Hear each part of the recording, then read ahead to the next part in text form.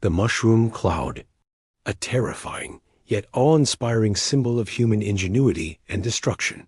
But do you know the story of the woman whose brilliance made it all possible, yet who was denied the ultimate scientific recognition? This is the story of Lise Meitner, the mother of nuclear fission. Born in Vienna in 1878 into a Jewish family, Lise Meitner showed a prodigious talent for physics and mathematics from a very young age. At the time, higher education for women was not just uncommon. It was actively discouraged in the Austro-Hungarian Empire. Public universities were closed to women until 1897, and even after that, the path was fraught with obstacles. Meitner's father, a progressive lawyer, supported her ambitions and hired private tutors to help her prepare. She passed the external maturation exam in 1901 and enrolled at the University of Vienna, where she was captivated by the lectures of the brilliant physicist Ludwig Boltzmann. Boltzmann's passion for science and his belief in the atomic theory inspired Meitner deeply. She became only the second woman to earn a doctorate in physics from the Yasaji University in 1906. Driven by her ambition, Meitner moved to Berlin in 1907, hoping to study with the renowned physicist Max Planck. Planck, a conservative figure, was initially hesitant to accept women into his lectures. However, he was so impressed by Meitner's extraordinary talent that he made an exception, allowing her to attend his classes and eventually becoming her mentor and supporter. Life as a female scientist in early 20th century Germany was a constant struggle against prejudice. When Meitner sought to collaborate with the chemist Otto Hahn at the Friedrich Wilhelm University's Institute of Chemistry, she faced institutional barriers.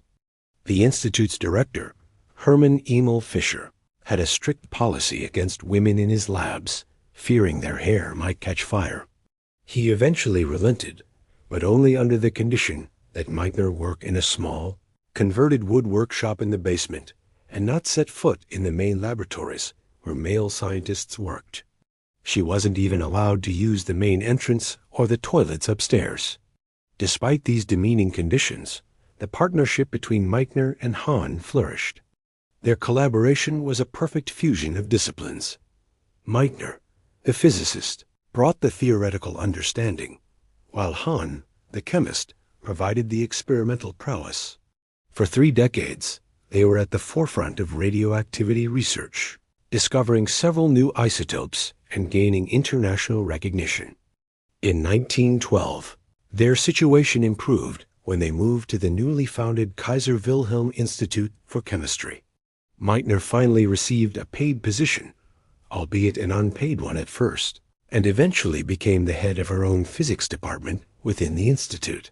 The rise of the Nazi Party in Germany cast a dark shadow over Meitner's life and career. When Hitler came to power in 1933, Meitner, like many other Jewish academics, was stripped of her teaching position under the new anti-Semitic laws. However, her Austrian citizenship offered a temporary shield, allowing her to continue her research at the Kaiser Wilhelm Institute. She and Hahn, joined by chemist Fritz Strassmann, were deeply engaged in a scientific race to understand the effects of bombarding uranium with neutrons. They were competing with teams in Paris and Rome, including the great Enrico Fermi, to create elements heavier than uranium. The situation became untenable in 1938 when Germany annexed Austria in the Anschluss. Meitner's Austrian passport became worthless, and she was now subject to the full force of the Nuremberg laws. She was trapped, a prominent Jewish scientist in the heart of the Third Reich. Her colleagues, including Otto Hahn, grew fearful of being associated with her.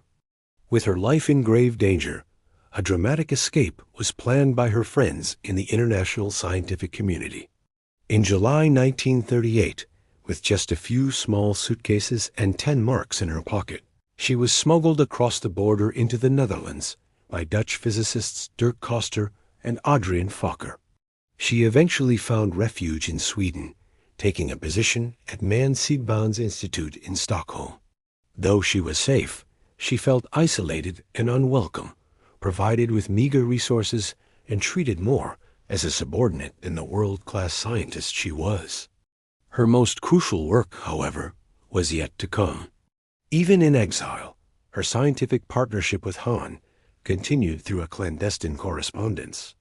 Hahn and Strassmann continued their experiments in Berlin, but they were baffled by their results. They expected to find elements heavier than uranium, but their chemical analysis kept revealing the presence of barium, an element about half the mass of uranium. It seemed impossible. Hahn wrote to Meitner in desperation, describing the bewildering findings. "Perhaps you can suggest some fantastic explanation. We ourselves realize it can't really burst apart into barium." He trusted her physical insight more than his own chemical evidence. Meitner received the letter while spending the Christmas holiday with her nephew, the physicist Otto Frisch, in the small town of Kongwolf. As they walked in the snow, they pondered Hahn's letter.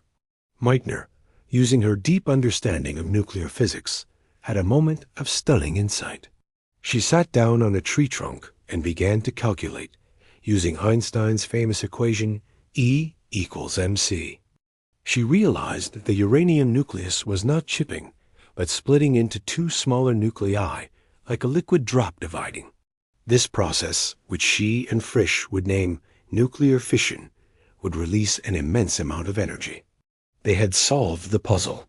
Frisch rushed back to Copenhagen to confirm the theory experimentally, while Meitner co-authored a paper with him explaining the physics of the process. She immediately communicated their interpretation to Hahn.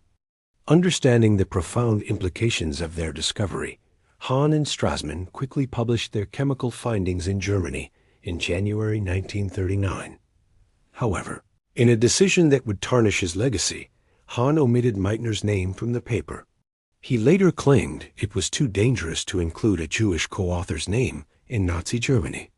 But Meitner and Frisch's paper, explaining the physics behind the discovery, was published shortly after, making her intellectual contribution clear to the scientific community. The world was now on the brink of war, and the discovery of nuclear fission had terrifying implications. In 1944, the Nobel Committee awarded the Nobel Prize in Chemistry solely to Otto Hahn for the discovery of nuclear fission. Lise Meitner, the physicist who had initiated the research, co-led the team for decades and crucially interpreted the results that Hahn himself could not understand, was completely ignored. Her exclusion is now widely seen as one of the most glaring injustices in the history of the Nobel Prizes, a result of a combination of scientific ignorance on the committee, political bias, and Hahn's own downplaying of her role after the war. Meitner was deeply hurt, but remained publicly gracious. During the war, she was invited to join the Manhattan Project, the top-secret American effort to build an atomic bomb. She refused unequivocally. Having witnessed the horrors of one world war and fled the persecution of another, she was morally opposed to using her discovery for a weapon of mass destruction. "I will have nothing to do with a bomb," she declared. After the war, she was ironically and incorrectly hailed in the American press as the Jewish mother of the atomic bomb who had escaped from Germany with the secret in her purse. Despite the Nobel snub, Lise Meitner's contributions to science did not go entirely unrecognized. She received numerous other awards and honors throughout her life. In 1966, she, Hahn, and Strassmann were jointly awarded the prestigious Enrico Fermi Award. Perhaps the most enduring tribute came long after her death. In 1997, a new element was synthesized and officially named in her honor. Element 109 on the periodic table is now called Meitnerium. It is a rare and fitting honor for a scientist of her caliber, a permanent testament to the woman who split the atom but never lost her humanity. If you enjoyed this story, make sure to like, subscribe, and hit the notification bell to explore more incredible stories from the annals of history with us here at Historical Repo.